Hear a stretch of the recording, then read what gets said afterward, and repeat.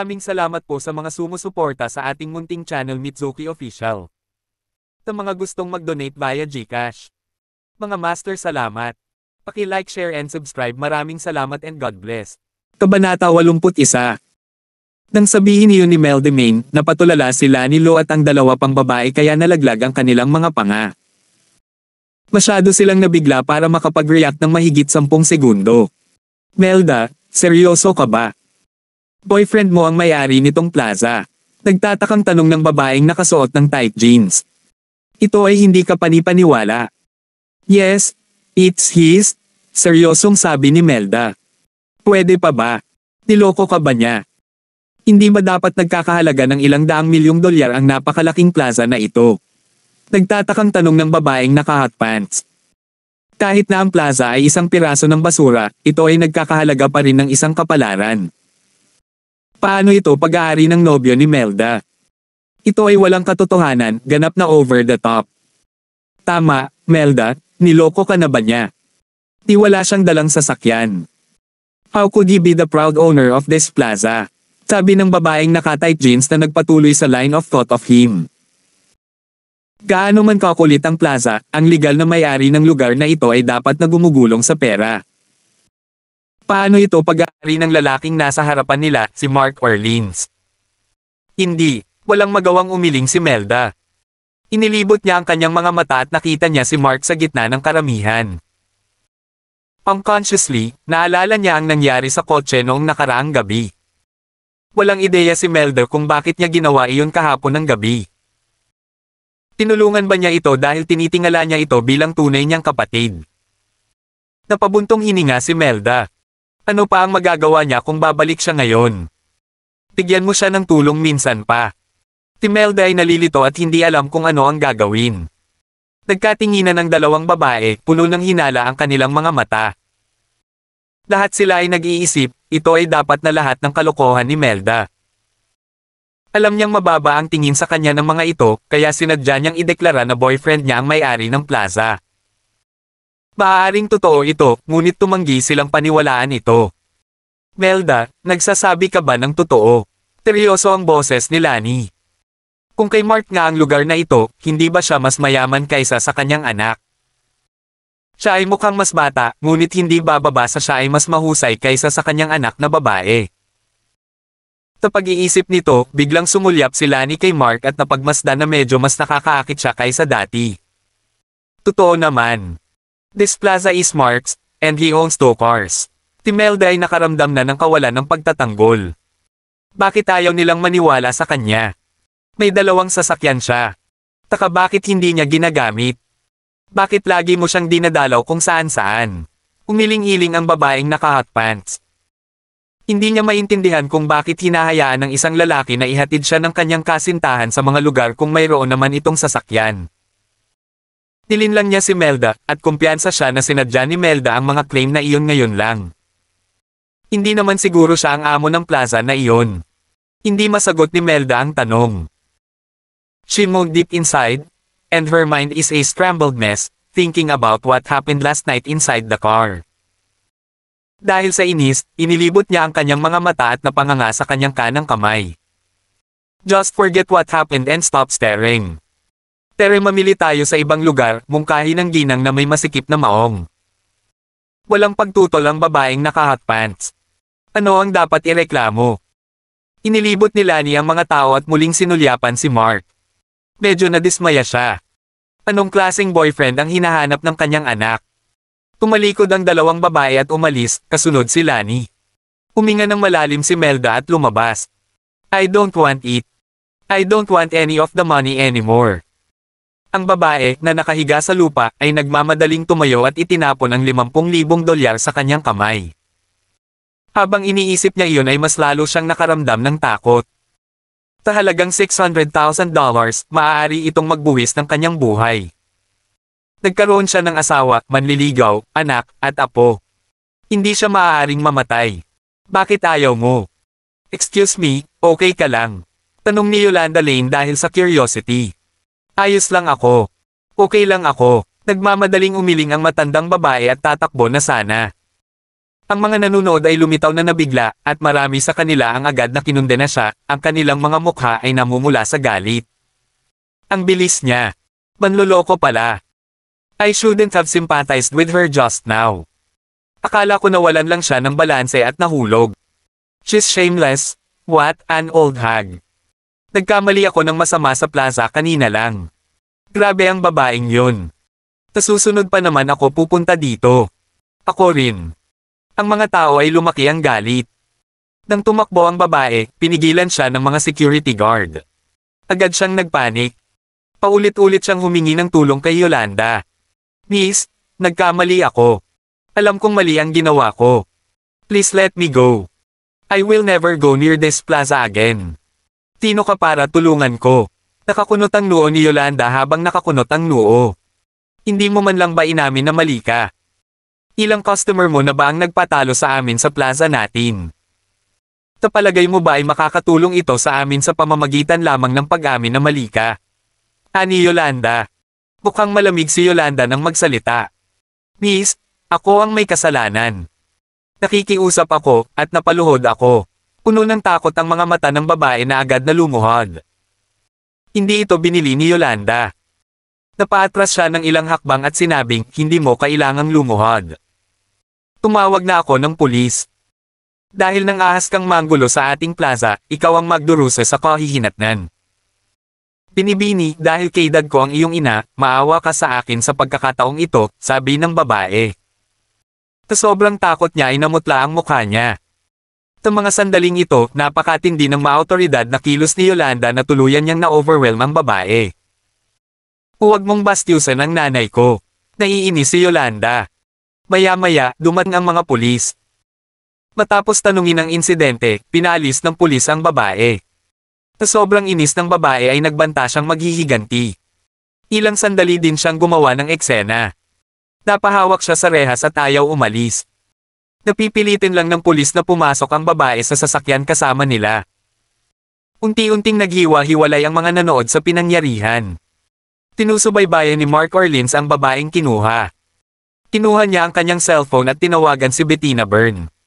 Pagkatapos ay ikinwento niya sa kanya ang kaguluhan kanina. Well, young master, alam ko kung ano ang dapat kong gawin. Malapit ko nang malaman ang lahat tungkol sa babaeng ito. Papaalisin ko ang lahat ng miyembro ng pamilya niya sa kanilang trabaho at aabisuhan sila tungkol sa kanyang labag sa batas na gawa. Huwag kang mag-alala, young master. Boses ni Bettina ang dumating sa telepono. Salamat, ibinaba ni Mark ang telepono ng may kasiyahan. Ngayon lang, nagdeklara ang babaeng iyon na maghihiganti siya. Tumawa siya. Ipapakita ko sa kanya. Kinolekta ni Yolanda ang pera sa lupa. Ang kakayahan ni Yolanda na harapin ang mga bagay ay nasiyahan kay Mark. Itatago ko ang pera sa isang ligtas na lugar, sabi ni Yolanda. Ang 600,000 sa cash ay isang malaking pera, at hindi siya komportable na hawakan ito. Tumango si Mark at pinatuloy siya. Pareho silang nagpunta para i-deposito ang mga banknotes, ngunit sinabi ni Yolanda sa hindi malinaw na boses, nabalitaan ko na nagsara ang kumpanya ni Richard Yuri at umalis sila sa lungsod. Ikaw ba ang may pananagutan yan? Nitong mga nakaraang araw, hindi ginugulo ni William Yuri si Yolanda. Ang biglaang kapayapaan ay nagpapahinga sa kanyang pakiramdam. Nang marinig niyang lumipat ang lahat sa pamilya Yuri, nawalan siya ng masabi. Si Mark lang ang makakagawa ng mga ganyang bagay. Iniisip niya kung ano ang background ng kanyang amo. Kasabay nito ang pagkataranta ni Mark. Ginawa ba ito ng kanyang ina? Kailangan niyang makuha ang sagot mula sa kanya mamaya. Samantala, sa itaas na palapag ng hotel ng gabing iyon. Anong mali? Tanong ni Karen Lee na may kasamang intriga. Nag-iisip siya ng ilang mga dokumento sa pagbili. Tinabi ni Bettina Byrne kay Karen ang nangyari. Sumimangot si Karen sa sandaling iyon at sinabing, upahan ng isang tao para bayaran ang manloloko sa maling gawain. Ngunit ipinahayag ni Young Master ang kanyang nilalaman sa aking paraan ng pagharap sa bagay na iyon, walang magawang sabi ni Bettina. Natigilan si Karen, pagkatapos ay nawala sa isang iglap ang lamig sa kanyang mukha na nagpakita ng isang ngiti. Kung ganoon, gawin natin ang sinasabi mo. Simula pa lang. Hindi natin dapat hayaang magalit si Marky. Sige, inaasikaso ko na. Teka, nag-alinlangan si Karen. Paano ang babaeng iyon? Mas mabuting turuan natin siya ng leksyon. Baka maputol ang isang kamay niya. Oo, agad na umiling si Bettina. Nagpatuloy si Karen sa pagbabasa ng mga dokumento nang biglang tumunog ang kanyang cellphone. Tumingin siya sa screen at ngumiti. Napagod si Lani at ang dalawa pang babae sa mimili, kaya nag-scan sila ng lugar kung saan makakain. Takasamaang palad, kinailangan ni Melden na harapin ang isang bagay sa kanyang restaurant. Nilaktawan niya ang tanghalian at nangakong magkikita kami para sa hapunan mamaya. Naintindihan naman ni Lani at walang pagtutol. Nagpatuloy ang tatlo sa kanilang pamimili, ngunit nang sumapit ang oras sa pasado 3:00 ng hapon, nakaramdam sila ng pagod. Tinabi ng dalawang nakababatang babae na uuwi muna sila para magpahinga at magpahangin. Pumayag naman si Lani at pinabalik sila. Ang lahat ng paglalakad ay naubos ang kanyang enerhiya. Pagkadating sa Hill Hotel ay bumaba sa sasakyan ang tatlong babae. Let's stay here for tonight. Bukas ay mag-iimpake na tayo at maghahanap ng ibang lugar para mag-check-in. Napaka-boring dito. Walang magawa o kahit anong pasyalan. Para itong hindi maunlad na nayon dito, ang babaeng nakapikit. Sabi ni Jeans. I agree. Maliban sa pagiging malinis at tahimik, the rest are not worth mentioning. Dagdag pa ng babaeng naka-hot pants. Nagkukwentuhan ang tatlong babae habang papasok, may dalang maraming shopping bag. Nadulas ang babaeng may masikip na maong at bumagsak sa lupa ng walang babala at walang kamalay-malay na kumatok sa isang malaking ceramic vase sa pasukan ng koridor. Nahulog ang florera sa lupa at nabasag. Ayos ka lang ba? Nagmamadaling hinaila ni Lani pataas ang babaeng naka-hot pants. She was fuming and said, natakot ako hanggang sa mamatay ang tunog ng pagkabasag ng florera. Hindi ko sinasadyang tumagilid ito. Okay lang. Hindi naman kami tanga. Babayaran na lang namin. Tama. Walang kwenta. Ano naman ang silbi dito sa lugar na ito? Makukuha mo ang ganitong klaseng florera sa halagang $300 sa murang palengke. Baka $500 ang halaga ng isang ito, ungol ng babaeng naka-hot pants. Isa-isa nilang pinulot ang mga sirang piraso. Nakasalukuyang sandali. Excuse me. Kayong tatlo. Patakbong lumapit sa kanila ang receptionist nang marinig niya ang tunog at nagbago ang ekspresyon niya. Huwag kang pumunta, please. Anong gusto mo? Hindi sinasadyang nabunggo tayo. Inuutusan mo kaming huwag umalis. Di ba basag na vase lang? Natatakot ka ba na tumakas ako? Sabihin mo lang, magkano ba ang dapat kong bayaran? I reimburse kita. Naiinis na inilabas ng babaeng may masikip na maong ang isang card mula sa kanyang bag. Hindi ba't $100 ang halaga nito? Maaari kitang tumbasan ng 10 nito kung gusto mo. Hindi kumibo ang receptionist at hindi kinuha ang card niya. Sa halip, pinulot niya ang mga piraso sa sahig at ibinigay. Nakasimangot ang babaeng nakasuot ng masikip na maong. Pagkatapos ay tumingin siya sa ilalim ng florera at nakita ang mga salitang, The Xuan Year of the Ming Dynasty. Ito ay isang anti-gong Chinese blue and white porcelain vase mula sa Ming Dynasty na nagkakahalaga ng $7 milyong. Mahinaong sabi ng receptionist. Kabanata 82. Ano ang sinabi mo? Napakunot ang noo ng babaeng nakasuot ng tight jeans nang marinig ang sinabi ng receptionist at galit na galit. What the hell is this thing? Nagkakahalaga ba ito ng $7 milyong? Nagulat si Lani Lo. Tinitigan niya ang mga nagkalat na piraso sa lupa at napagtanto niya na tila tunay na asul at puting porselana ang mga iyon. This was priceless. Ito ay ginawa noong Ming Dynasty. Ito ay anti-gong asul at puting porselana mula sa partikular na panahon sa China. Mahinaong sabi ng receptionist. Anong kalokohan? Anong blue and white porcelain nonsense? Sa tingin mo ba hindi namin naiintindihan ang mga ganyang antigo? Gusto mo bang mangikil sa amin? Agad na napasigaw sa galit ang babaeng naka-hot pants. Naiinsulto siya. Napakasama nitong lugar para itong murang motel na naninangil ng $100 bawat gabi. At tinawag nila itong isang hotel. Hindi ito kasing luwag at kaakit-akit gaya ng isang farmhouse. Paano magkakaroon ng gayong mahalagang bagay na ipapakita? Bakit hindi niya sinabi na ito ay nagkakahalaga ng $70 milyong sa halip? Sarkastikong naisip niya. Madam, huwag po sana kayong gumawa ng eksena.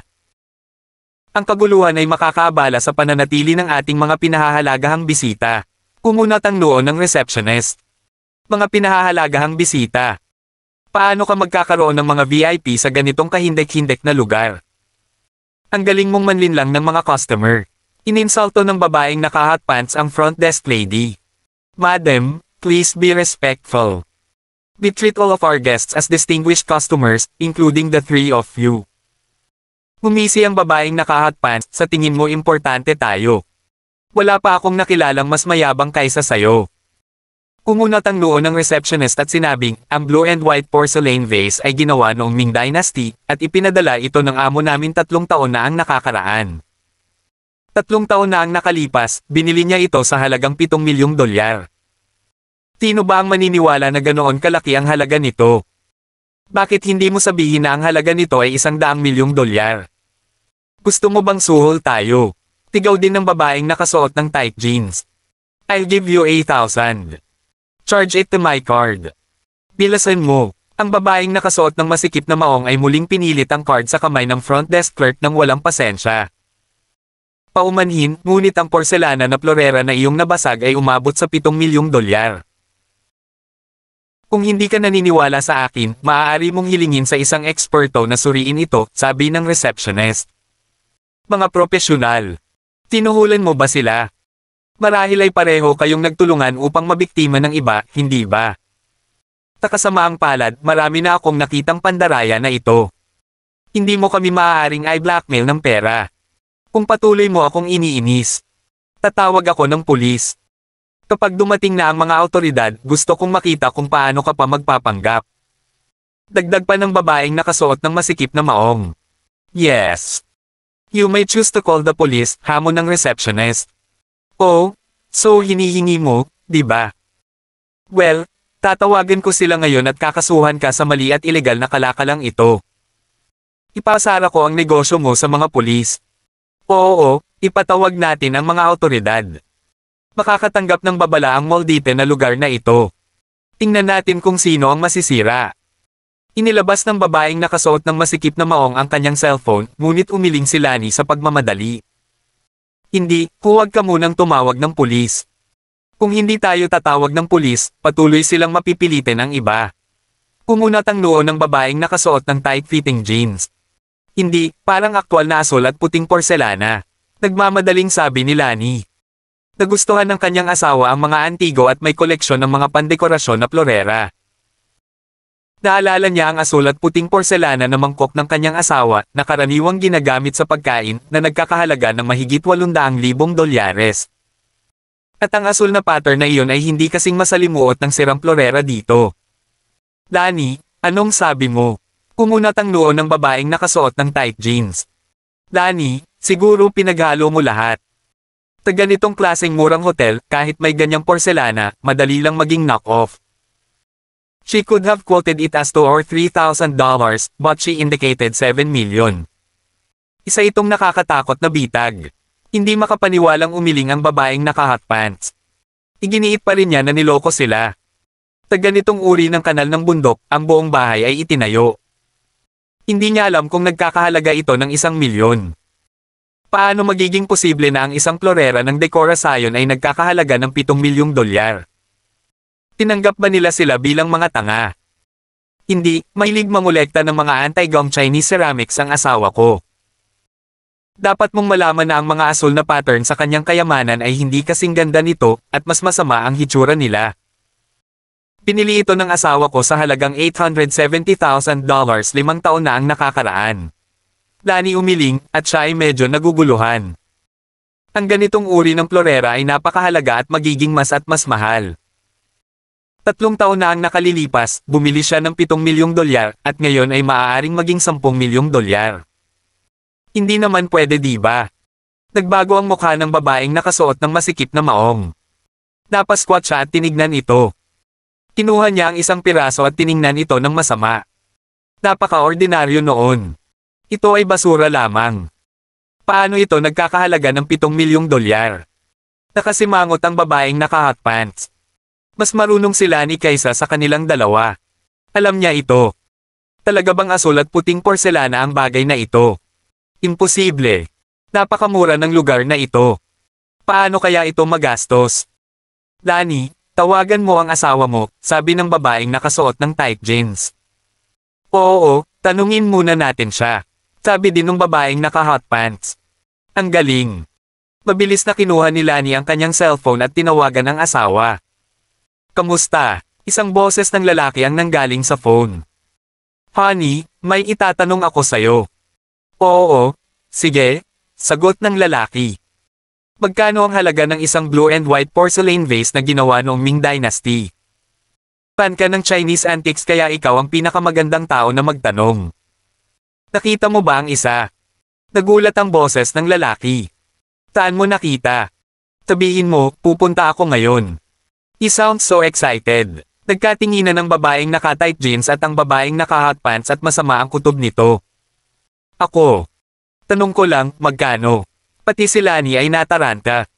Ito ay hindi mabibili ng halaga. 3 o 4 na taon na ang nakalilipas, nagkakahalaga ito ng daan-daang libong dolyar para sa mga tunay na mangkok ng porselana na ginawa noong Xuan taon ng dinastiyang Ming. Gaano kalaki ang florera? Kasing laki ng bata. Napakahalaga niyan. Ayon sa kasalukuyang rate ng merkado, ito ay nagkakahalaga ng hindi bababa sa 10 milyong dolyar. At sila ay kokolektahin ng ilang malalaking shot na mag-iingat sa kanila at hindi kailanman magbebenta ng mga ito. Kung titingnan mo itong mabuti, kung ang kulay maganda ang kalidad, at mas mataas ang halaga. Gulat na gulat ang babaeng nakasuot ng masikip na maong na muntik na siyang mahulog sa lupa. 10 milyong dolyar. Sa sobrang takot din ni Lani ay nahulog ang kanyang cellphone sa lupa. Hoy, honey, what's wrong with you? For such a valuable thing, bantayan mong mabuti kapag nakita mo. Tapos na kong sira. I've got to go, may meeting ang kumpanya. Ibinaba ang telepono. Hindi makapaniwala si Lani. Bumagsak din sa lupa ang babaeng naka-hot pants. Paano ito magiging posible? Napatayo ang babaeng nakasuot ng masikip na maong at agad na nagsata, paano mo mapapatunayan na ito ay isang tunay na antique? Wala pang 1 milyon ang halaga ng lugar na ito. Kumunat ang noo ng receptionist at medyo nagalit. Pakiusap, bigyang pansin ang iyong mga salita. Ang aming hotel ay isa sa mga pinaka-komportableng hotel sa loob ng 100 milya. Ang sabi mo na ang aming hotel ay hindi nagkakahalaga ng 1 milyon, ngunit hindi mo naiintindihan. Ang sahig na kinatatayuan mo ngayon ay gawa sa mahogany. Kahoy. Ang halaga ng 1 metro kwadrado ay 3,000 dolyar. Mayroong 6,000 metro kwadrado ang kabuuan sa 3 palapag ng aming hotel. Lahat ng mga ito ay sementado sa palapag na ito, ibig sabihin, ang sahig ay nagkakahalaga ng 18 milyong dolyar. At pagkatapos may mga kama, banyo, at aircon. Stop! Stop! Napaupo si Lani sa lupa at namutla ang mukha. Lani, ano bang problema mo? Nagyayabang lang siya. Higit $10 million ang halaga ng floor. Tinong maniniwala, tinulungan ng babaeng nakasuot ng masikip na maong si Lani na makatayo. Oo, Lani, huwag kang makinig sa kalokohan niya. Paano magkakaroon ng ganito kamahal na palapag dito sa tambakan na ito? Umiling din ang babaeng naka-hot pants. Hindi siya naniniwala na ang sahig ay maaaring napakamahal. Look, ipinakita ni Lani sa kanila ang kanyang cellphone. Tinuri niya ang website ng hotel at nalaman na isa itong 6-star na hotel. Tinulyapan nila ang pahina at bumagsak sa lupa dahil sa takot. Paano kaya iyon? Paano naging 6-star hotel ang lugar na ito? Takot na takot ang babaeng nakasuot ng tight jeans kaya namutla ang mukha. Lalo siyang nakaramdam ng takot dahil siya ang nakabasag ng vase. Nakaupo sa lupa ang 3 babae, natulala at natakot. So, totoo ba ang anti-gang florera? Nagkakahalaga ba talaga ito ng 7 milyong dolyar?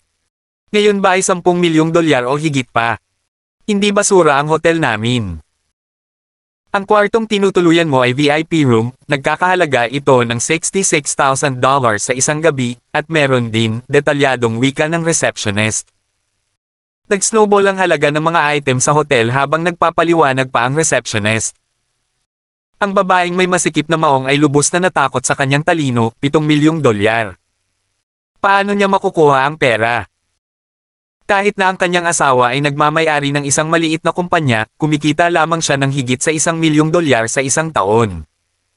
Paano niya kayang bumili ng $7 milyong ngayon? Kailangan niyang ibenta ang kumpanya at maging ang kanyang bahay. Nang maisip niya ito, bigla siyang napaluha sa lupa. Hindi siya magkakaroon ng ganoon karaming pera. Ano ang dapat niyang gawin?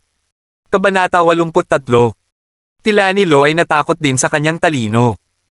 Dahil nagkasama silang tatlo, siya rin ang may pananagutan sa gulo na ito.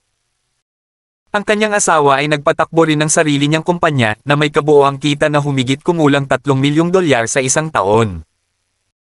Bilang karagdagan, ang kanyang anak na babae ay nagpatakbo ng isang restoran, kaya walang problema na maglabas ng ilang $1 milyong. Ngunit ang pangunahing punto ay sinabi ng mga tao na ito ay nagkakahalaga ng $7 milyong nang hindi bababasa. Magkano ang magagasto sa katotohanan? $10 milyong. $20 milyong.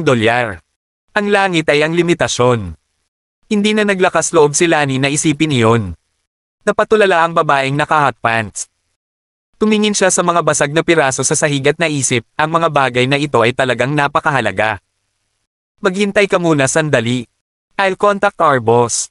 You can compensate him after I check with him. Sabi ng receptionist. Hindi, wala akong ganoon kalaking pera. Bumangon mula sa lupa ang babaeng nakasuot ng masikip na maong. Kung tatawagan niya ang kanyang asawa, hindi niya matutuloy ang kanyang kasal. Siya ay bugbugin at sisipain ng kanyang asawa at hinding-hindi niya ipagtatanggol ang sarili. Paumanhin, itong florera ay nabasag ninyong tatlo kaya dapat ninyong bayaran iyon. Seryoso ngayon ang receptionist. Kinuha niya ang walkie-talkie at naghanda na makipag-ugnayan sa amo. Ang babaeng may masikip na maong ay natakot sa kanyang talino. Lalo siyang umiyak at nasira ang makeup niya. Napaka-desperado niya. Lani, ask Melda to come over. She must know the boss here personally since she is so successful, nagmamadaling sabi ng babaeng naka-hotpants. Natauhan si Lani at mabilis na tinawagan si Melda Main sa telepono. Hindi nagtagal, sinagot ng kanyang anak ang telepono. May aasikasuhin ako sa restaurant ko. Sandali lang, mamaya na lang ako. Hindi iyon. Sa sobrang sabik ni Lani ay maiiyak na siya. What's wrong? Mom. What happened? Kinabahan si Melda. Ako. Nasa Hill Hotel ako kasama ang mga babae. Nabasag namin ang isang anti-gum florera dito, at sabi nila ito ay nagkakahalaga ng hindi bababa sa $7 milyong. Napaluha si Lani. She really felt wronged. Ang $7 milyong ay okay. Ngunit paano kung ito ay $20 milyong? Hintayin mo naman ako. Pupunta ako dyan. Ibinaba ang telepono. Tumayo sa lupa ang tatlong babae sa tulong ng bawat isa at pinunasan ng luha ng isa't isa. Ngayon, sa sobrang takot nila ay napasandal sila sa sulok at hindi man lang naglakas loob na magsalita. Sa front desk, nagsimula ng makipag-ugnayan ang receptionist sa may-ari ng hotel. Sa oras na ito, isang Rolls Royce ang dumating sa pasukan. Bumukas ang pinto, at pumasok ang isang lalaking nasa katanghaliang gulang na nakasot. Matikas ang hitsura niya na may string ng mga anti-gum kwinta sa kanyang palso, na partikular na kapansin-pansin. Sa unang tingin, halatang mayaman siya na nangongolekta ng mga antik. Pumasok siya at sinabi sa receptionist, Miss Carson, where is your boss? Let me have a good talk with him. Ilang beses na ba ako pumunta dito? Ipagbili niya sa akin ang blue and white porcelain na siya. Ginagamit niya para palamutihan ang kanyang hotel. Kahit papaano, hindi siya pumayag. Paano may lalagay ang gayong kayamanan sa ganoong lugar? Kung hindi sinasadyang mahira, sayang ang kayamanan. Tawagan ng iyong amo at sa pagkakataong ito ay mag-aalok ng 30 million para bilhin ang blue and white porcelain. Tignan mo kung ibebenta niya sa akin, pag pinilit niyang huwag, hindi ko na siya magiging kaibigan. 30 milyon. Natakot ang babaeng may masikip na maong. Muli siyang napaupo sa lupa at hindi na napigilan ang pagpatak ng kanyang mga luha. Napalunok siya nang marinig ang mga salitang iyon. Nagulat din si Lani. 30 milyon. Diyos ko. Sobrang mahal. Ang mga florera na ito ay napakamahal na ang mga ito ay higit pa sa chain ng restaurant ng kanyang anak. Kaawa-awa ang iyak ni Lani. Sobrang sama ng loob niya. Paano ito nangyari? Nanlaki ang mata ng babaeng naka-hotpants at napapikit siya. Pumasok ang nasa katanghaliang gulang na lalaki at nakita niya ang mga basag na piraso ng chin sa lupa. Natigilan siya, namumula ang mukha na parang nawala ng anak. Director Smith, itong asul at puting porselana ay hindi maaaring ibenta. Walang magawa ang receptionist. Dahil ang mayamang lalaking ito ay dumating sa hotel sa unang pagkakataon, nagkaroon siya ng interes sa blue and white porcelain vase na ito. Mula sa unang alok ng $10 milyong hanggang sa $28 milyong sa huling pagkakataon. Ang may-ari ng hotel ay hindi pumayag na ibenta ito, ngunit ngayon ang mayaman ay talagang nag-alok ng $30 milyong. Who the hell broke it? 10 lang ang ganyang blue and white porcelain vase sa buong bansa, pero isa sa kanila ang sinira mo. Bubugbugin kita hanggang mamatay. Pinandilatan ng medyo may edad na lalaki si Lani at ang dalawa pa.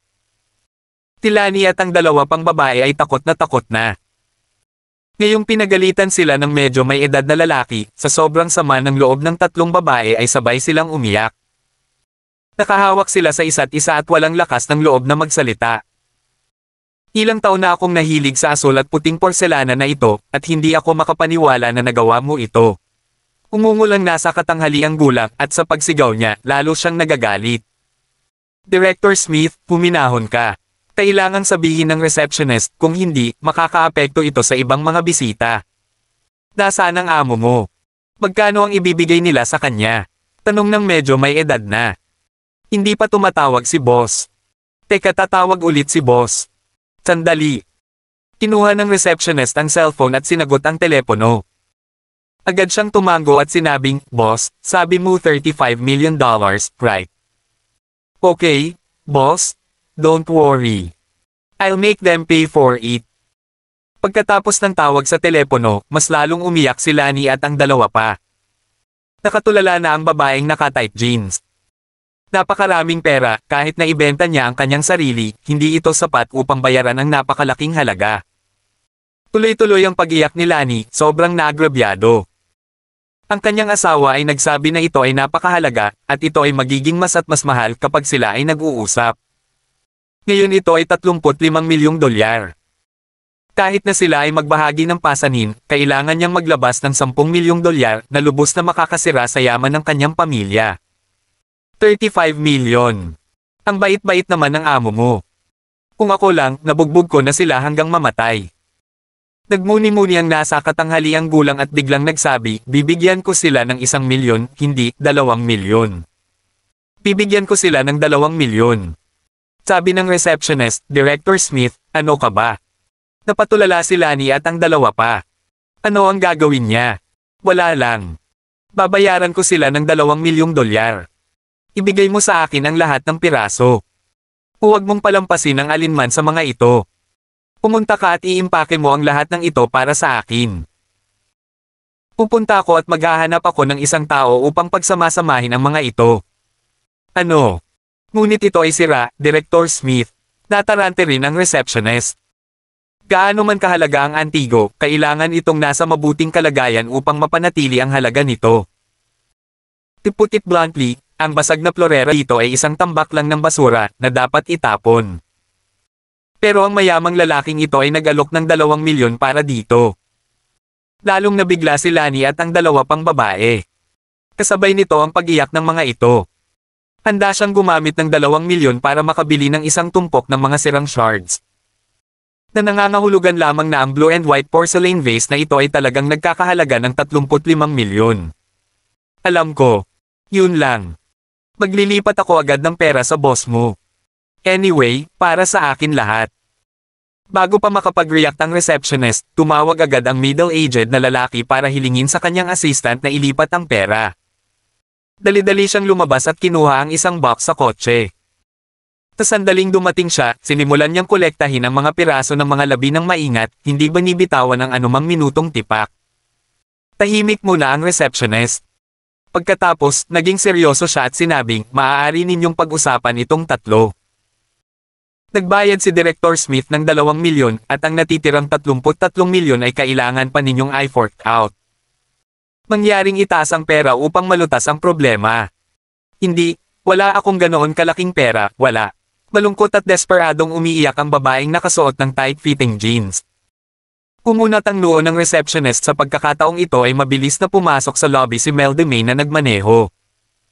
Lalong umiyak si Lani at ang dalawa pang babae. Mama, huwag kang umiyak. Lumapit si Melda. Babae ko, humagulgol si Lani. Melda. Kami. Buho. Napabuntong hininga si Melda. Nang makita niyang pinupulot ng mayaman ang mga pira-piraso sa lupa, nalungkot siya. Tinanong niya, magkano ang kailangan mo? 33 million, agad na sagot ng receptionist. Nagulat si Melda sa sobrang mahal nito.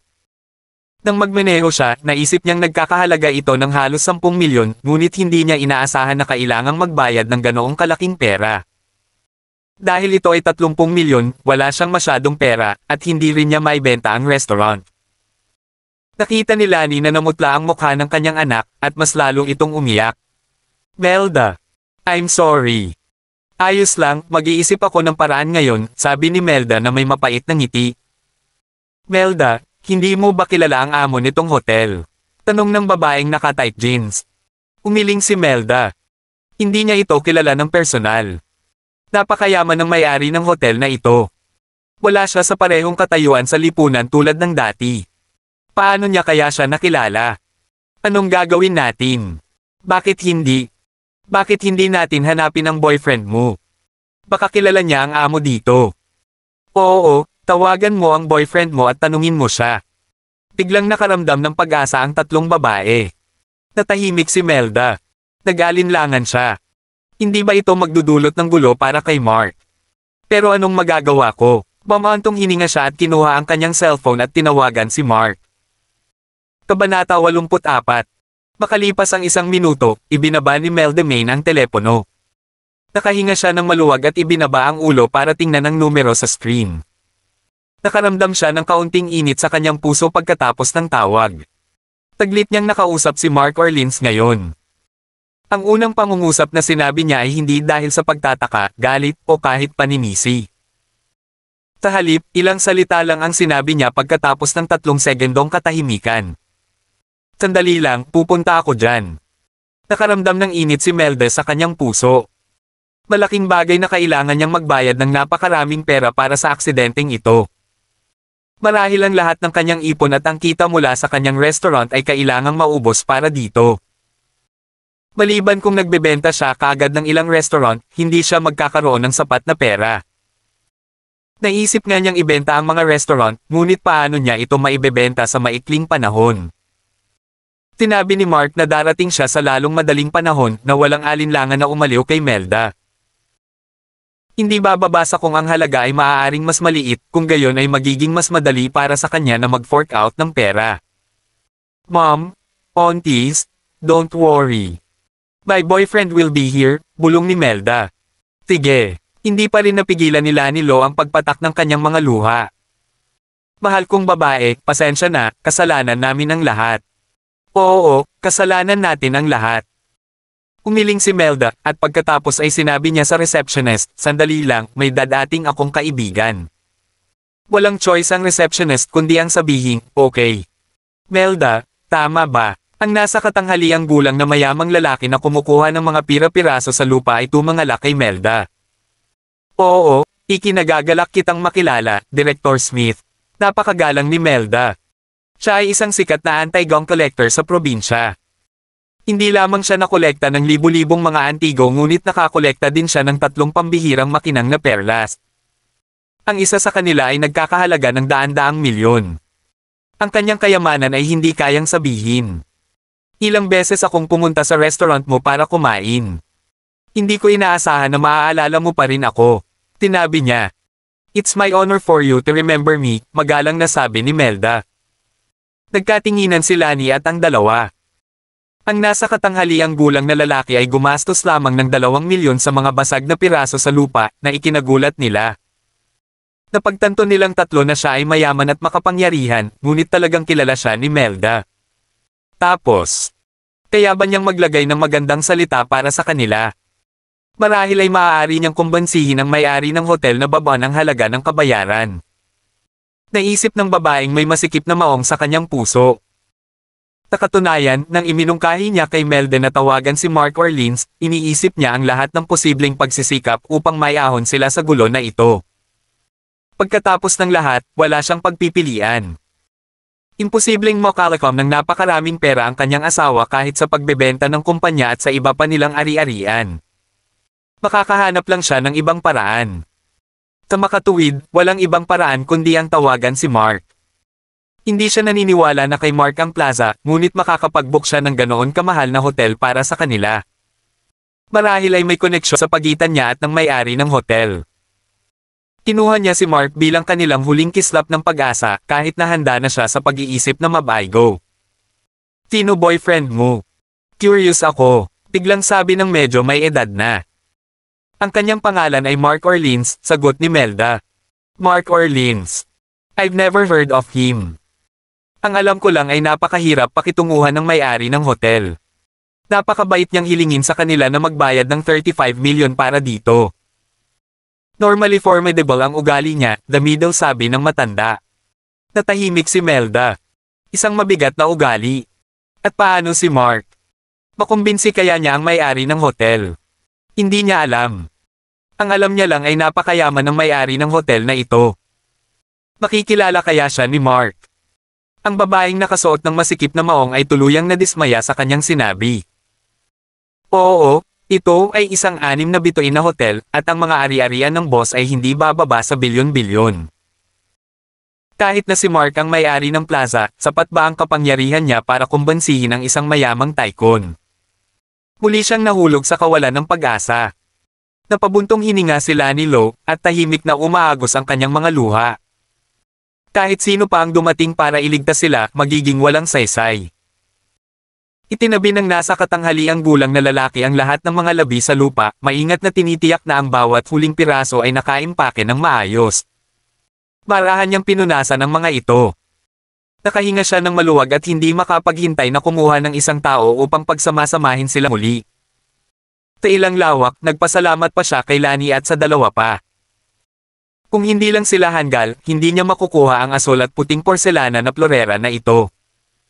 Masaya na siyang handa na umalis, ngunit sa oras na ito, may human-ong taxi sa pintuan. Isang binata ang bumaba sa taxi at saka pumasok. Nataranta ang nasa katanghaliang gulang na lalaki. Boyfriend ba ito ni Melda? Hindi niya siya kilala. Nakita ni Melda si Mark na naglalakad at nakaramdam ng mainit na pagkirot sa kanyang puso. Nandito ka pala. Tilani at ang dalawa pang babae ay tumingin kay Mark at nagbuntong hininga sa kanilang mga puso. May dadating ba na sakay ng taxi? Nagmamayari ba talaga ng dalawang sasakyan? Lalong nadismaya ang tatlo. Wala silang choice kundi mawalan ng pag-asa. Hindi napigilan ng babaeng nakasuot ng tight-fitting jeans na muling umiyak. Paano makikilala ni Mark ang may-ari ng hotel na ito gayong wala man lang siyang sasakyan? Marahil ay ginamit niya ang lahat ng kanyang pera para mag-book ng kwarto rito at wala siyang anumang relasyon sa may-ari ng hotel. Nabasag ang huling kislap ng pag-asa sa kanilang mga puso. Nagulat si Mark Orleans sa lalaking nasa katanghaliang gulang. Nakita niya ang mga sirang piraso ng blue and white porcelain sa kahon. Hindi siya umimik pero napansin niyang medyo nalungkot si Melda na ikinagalit niya. Lumapit siya at mahinang nagtanong, "Are you okay?" "Ayos lang ako." Umiling si Melda. "Ayos ka lang?" tanong ni Mark kay Lani at sa dalawa pang babae. Natarante na sila sa lahat ng kanilang pag-iyak at ang kanilang mga mata ay mapurol. Hindi sila sumagot.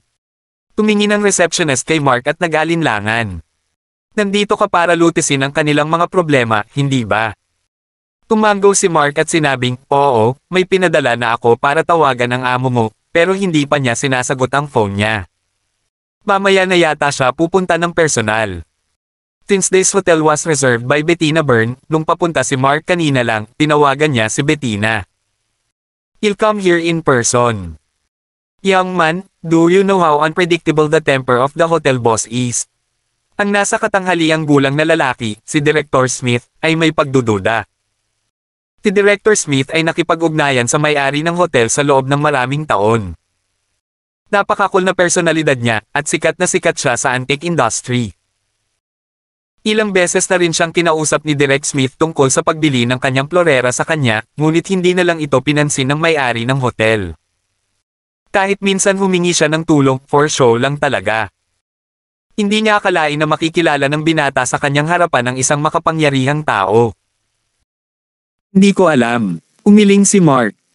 Hindi pa niya nakita ang may-ari ng hotel na ito at hindi niya alam ang kanyang pangalan. Paano niya malalaman ang tungkol sa kanyang pagkatao? Kilala mo ba siya? Tanong ulit ng medyo may edad na. Umiling si Mark. Nawala ng pag-asa si Lani at ang dalawa pa.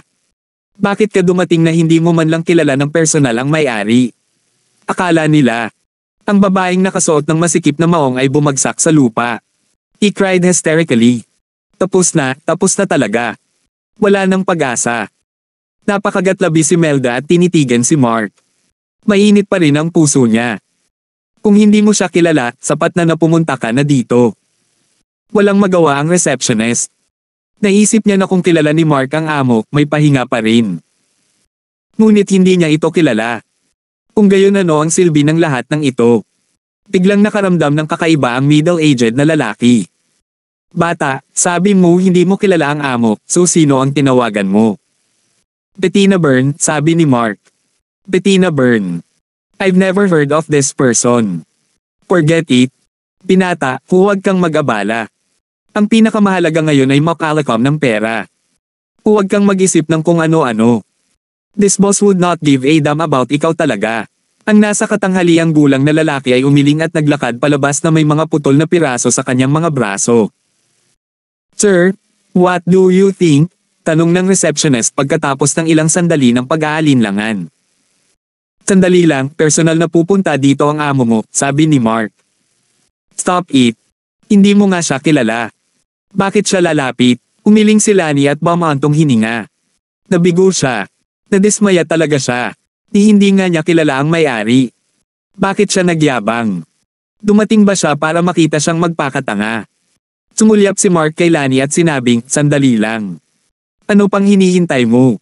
Wala namang pakialam si boss sa'yo. Hindi siya lalapit kahit maghintay tayo ng isang araw. Nandito ka lang para pagtawanan kami. Tigaw ng babaeng nakasuot ng tight-fitting jeans. Auntie, please calm down. Huwag mo siyang pagbintangan. Nagalit si Melda. Walang magawa ang receptionist. Sa oras na ito, ang nasa katanghaliang gulang na lalaki na lumabas ng hotel ay natigilan. Isang customized na Rolls Royce ang huminto sa pasukan. Isang lalaking nasa early 30s ang lumabas na nagmamadaling lumabas. Natigilan ng medyo may edad na lalaki. Oh, hindi ba ito si Jay Yates, ang may-ari nitong hotel? Hey, Mr. Yates, how? Itinaas ng middle-aged na lalaki ang kamay para batiin siya, pero hindi na lang siya pinansin ni Jay Yates. Nilagpasan niya ito at hindi direktang naglakad. Walang magawa ang nasa katanghaliang gulang na lalaki. Sumunod siya kay Jay na may pagdududa. Sino ang hinahanap niya? Nakita niyang nagsalita si Jay ng malakas, sino si Mark Orleans. Baka sa tono niya ang pagiging magalang at natigilan ang medyo may edad na lalaki. Kabanata 85. Sino si Mark Orleans? Para kay Lani Lo at sa dalawa pang babae, isa siyang estranghero. Sino siya? Bakit niya hinahanap si Mark? Pero para kay Mel Demain, natigilan siya. Ako si Mark Orleans, mahinahong sabi ni Mark. Lumapit si Jay Yates at tumingin kay Mark. Ang tagal niyang hindi nagsalita. Napakatahimik noon. Nataranta ang receptionist. Anong ginagawa ng big boss niya dito? Dahil sa kakaibang kapaligiran na ito, nagkatinginan si Lani at ang dalawa pang babae na may mga pagdududa sa kanilang mga mata. Naisip ni Lani, sino ang lalaking ito? Bakit niya hinahanap si Mark? Umiling ang babaeng may tight jeans at sinabing, damn it. Is the boss finally here? Nainis siya sa tawag ni Mark at sinadya niyang hanapin si Mark. Oh, Mark, kung hindi mo malutas ang problema, bakit mo ginawa na? Bakit ka tumawag? Ngayong pinahirapan mo na siya, hindi ba hihilingin ng amo na magbayad tayo ng mas malaki? Sa pag-iisip nito ay lalo pang umiyak ang babae. Ako si Jay Yates. Biglang sabi ni Jay na nagpakilala. Hello, sabi ni Mark. Nice to meet you, and I'm sorry about today's matter.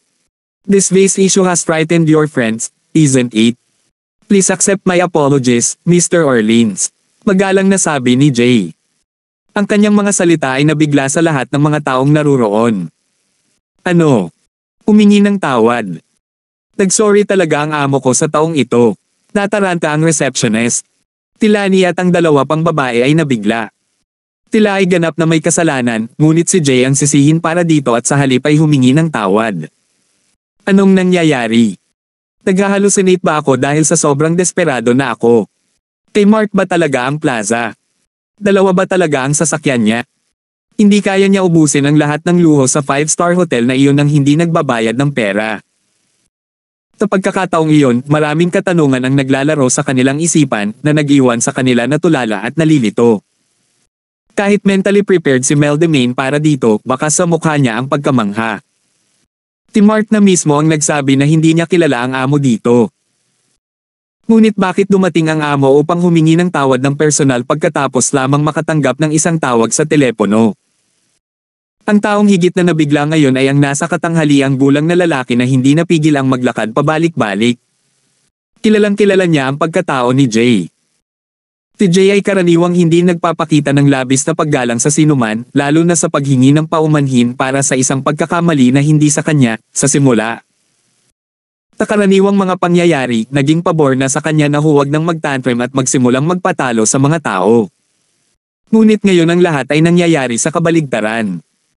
Buti na lang hindi nagalit si Jay, pero humingi pa rin siya ng tawad bilang kapalit. And he was so polite. Si Jay hates ba talaga ito? Kaya, ang nasa katanghaliang gulang na lalaki ay nabigla ng hindi masabi. Sino ang binata na ito? Tinawag siyang Mark Orleans, naalala niya. Kailangan niyang tingnan ang kanyang background. You're welcome, walang magawang sabi ni Mark. Ang dahilan kung bakit niya ginawa ang tawag na iyon ay para lamang hilingin na mas mababa ang kanilang mabayaran. Kung tutuusin, si Lani talaga at ang dalawa pang babae ang may kasalanan. No, you don't have to be so polite. It's our management's problem. Hindi dapat ako naglagay ng ganito kalaking bagay para palamutihan ang koridor na nagdulot ng aksidente na ikinatakot ng kaibigan mong si Mr. Orleans. Bilang paghingi ng tawad, iyong mga kaibigan. Maaaring magpatuloy na manatili sa aking hotel ng isang buwan nang walang bayad. Sincere na sabi ni Jay. Ano? Nakakagulat na makita ang kanyang amo na umamin na siya ay mali, ngunit ngayon ang mga taong ito ay iniimbitahan pa na manatili sa hotel ng libre. Iyon ay nagkakahalaga ng higit sa $1,000,000. Napatulala ang receptionist. Lalong natulala si Lani at ang dalawa pang babae. Well, you won't need to do that. Pumunta lang dito ang tatlo kong tita para magsaya. Hindi sila titira ng isang buwan, sabi ni Mark. No problem. Mr. Orleans. Pwedeng manatili dito ang mga kaibigan mo sa ilang araw na nandito sila. Seryosong sabi ni Jay. At saka nag-utos sa receptionist, Miss Carson, these 3 distinguished guests must be well treated. Yes, yes. Tulala na tumango ang receptionist. Mr. Orleans, gusto mo bang uminom ng tsaa kung may oras ka? Seryosong eniaya sa kanya ni Jay. Sige. Tumango si Mark at sinabi kay Mel Demain, Melda, hintayin mo ako. Babalik ako dito kapag tapos na ako. Sige. Natauhan si Melda at kinakabahan ang labi. This way please. Tinundan ni Mark si Jay. Nainggit ang nasa katanghaliang gulang na lalaki. Hindi siya inimbitahan ni Jay na uminom ng tsaa. Hindi ba siya karap dapat na makipagtsaa sa binatang ito? I'm sorry for all the trouble kanina, you can go and have a rest at your rooms now, magalang na sabi ng receptionist.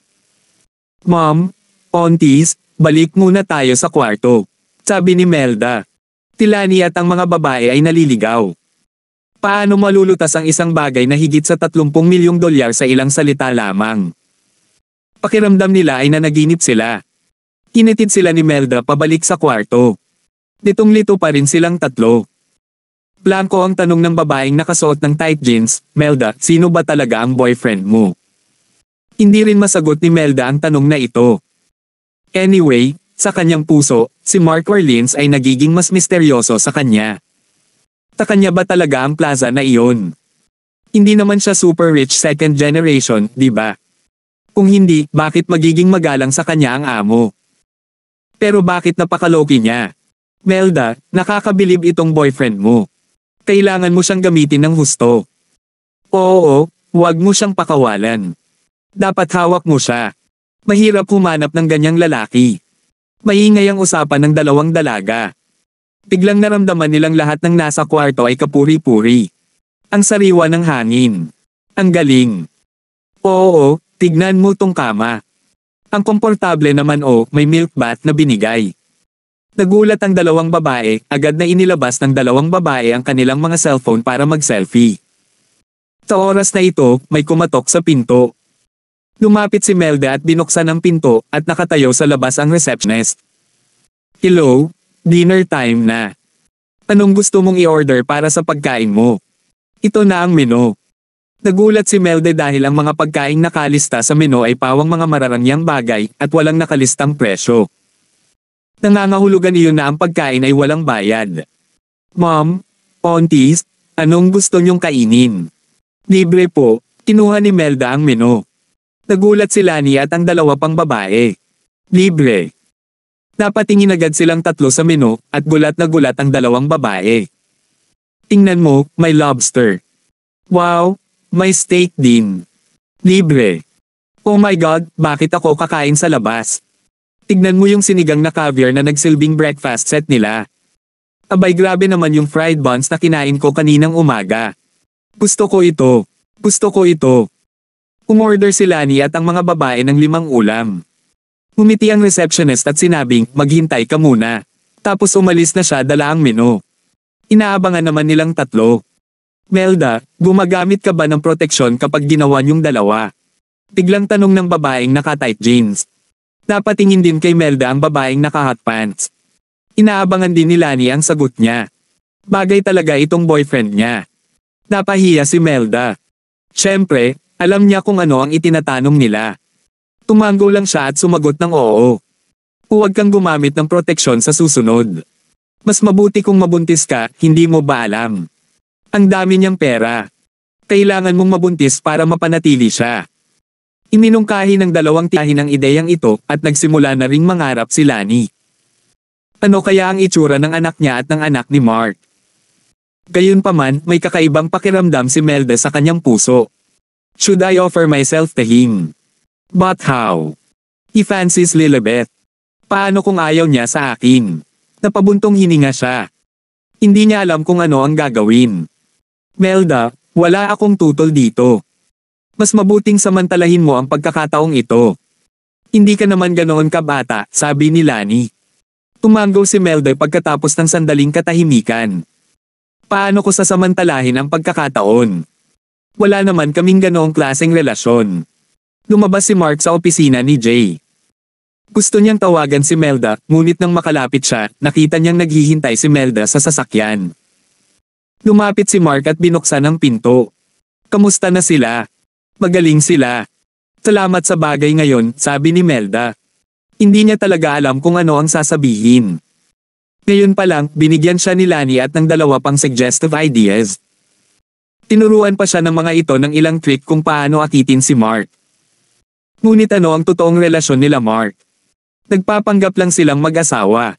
Bagamat tinulungan niya siya kagabi, gulong-gulo ang puso ni Melda. Pakiramdam niya ay lumalaki ang agwat sa pagitan nila ni Mark. Akala niya magkaparehas sila ng status, pero iba na ngayon. Let's go? Udyok ni Melda. Walang pagtutol si Mark. Si Melda ang nagmaneho. Kaunti lang ang tao sa kalsada at napakatahimik sa loob ng sasakyan. Matapos mag-isip ng ilang sandali, bigla niyang inihinto ang sasakyan sa gilid ng kalsada. Walang tao sa paligid.